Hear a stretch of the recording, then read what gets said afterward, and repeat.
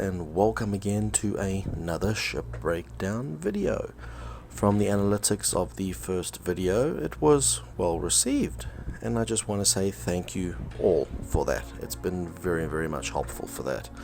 I really appreciate, and I really want to thank everyone for all the likes and comments for the last video, especially the extra subs, which is quite helpful and I'm extremely grateful for.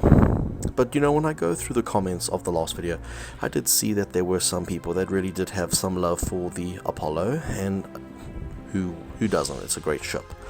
But the thing is, I also did see some comments asking about the Valkyrie, so let's see what happens, shall we?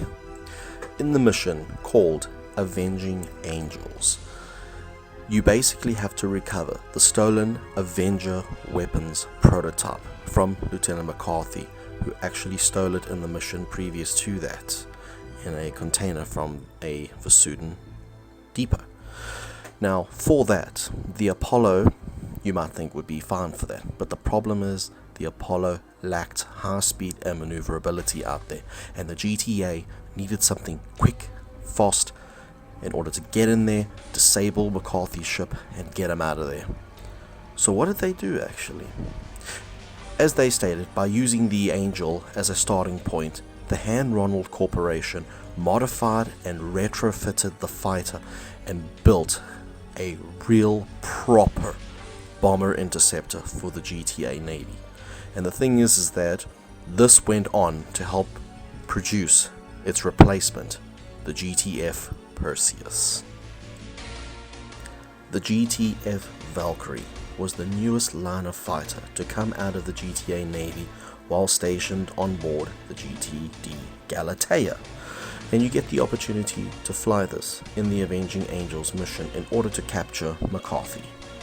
By adding another set of weapon hardpoints and 2 more engines to this fighter, coupled also with a slightly larger missile bank supply compared to that of the Angel, the Valkyrie may not have been the most advanced fighter around, but many saw it as just a modified scout fighter due to its weak secondary payload and somewhat light hull compared to that of the Apollo. But if you think about it, that's not exactly where the Valkyrie actually had to excel. Instead, the Valkyrie became the fastest and most agile fighter in the GTA for its time, and that is what counted in an interceptor. Although only slightly behind the GVF Horus in regards to speed, but it had far better armor than its Vesudan counterpart. The Valkyrie also had much better weapon and missile compatibility than the Apollo. However, when you're working in squadrons and you have both types of fighters working together, they can deal a serious blow not only to enemy fighters and bombers, but they can also give capital ships an absolute nightmare to deal with.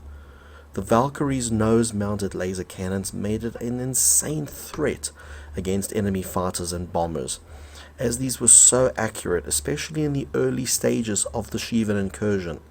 If you could actually time it well and actually get close enough to their fighters, you could actually use the nose-mounted laser cannons to actually fire right through enemy shields and then pick off the weak hull, even with the ML16.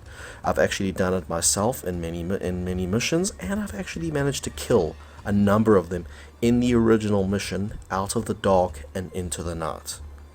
And the thing is that if you couple your ML16s with a good amount of Fury missiles, you can actually destroy the Shivans in this mission, and it is possible to do. Okay, now I think the next fighter I actually want to chat about, it's actually one of my favorites from the original Freespace 1 game. Is it a fighter? Is it a bomber? Maybe even both.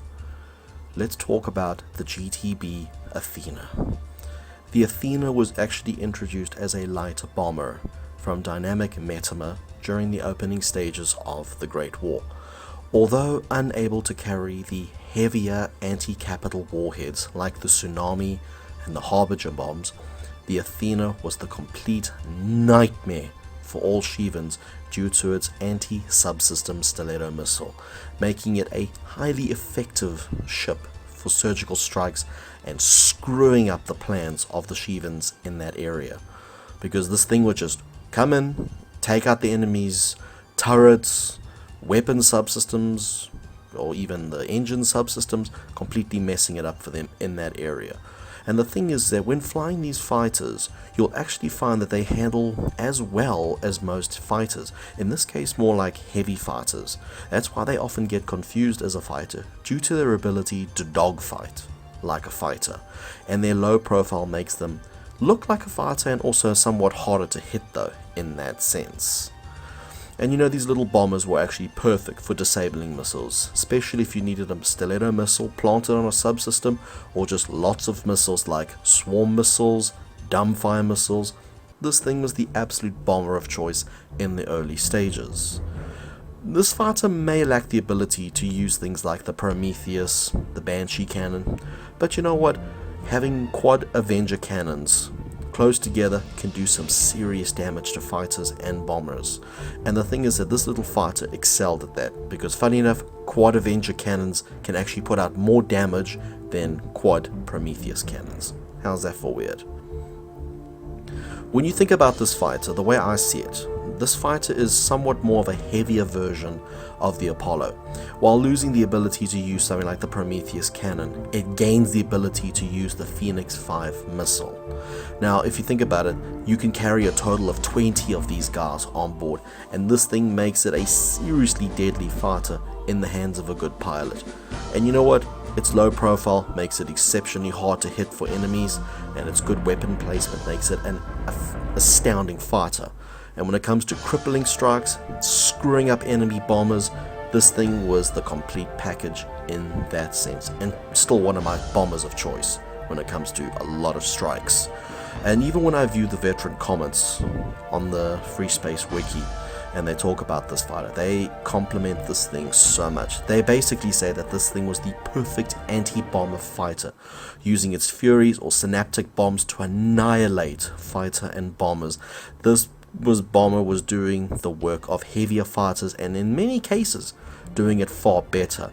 And you know what, that actually deserves a lot of respect in my opinion though, because if this thing can actually outperform heavier fighters like the Hercules, you know what, that's actually something. Considering that this thing is a bomber doing the work of a fighter, you actually got to give it credit in that sense, don't you think? Well, that's it for today's video, guys. You know, I really had a lot of fun making this video, putting this thing all together, getting all these specs done, clipping the videos, and you know what, I'm actually starting to get the hang of this. So if you guys want to see a fighter or any other class of ship that you want me to do a review on, please put it down in the comments and I'll see what I can do. But until then, guys, keep safe, and also remember, if you see a Shivan out there, take it out straight away. I'll see you guys around. Bye.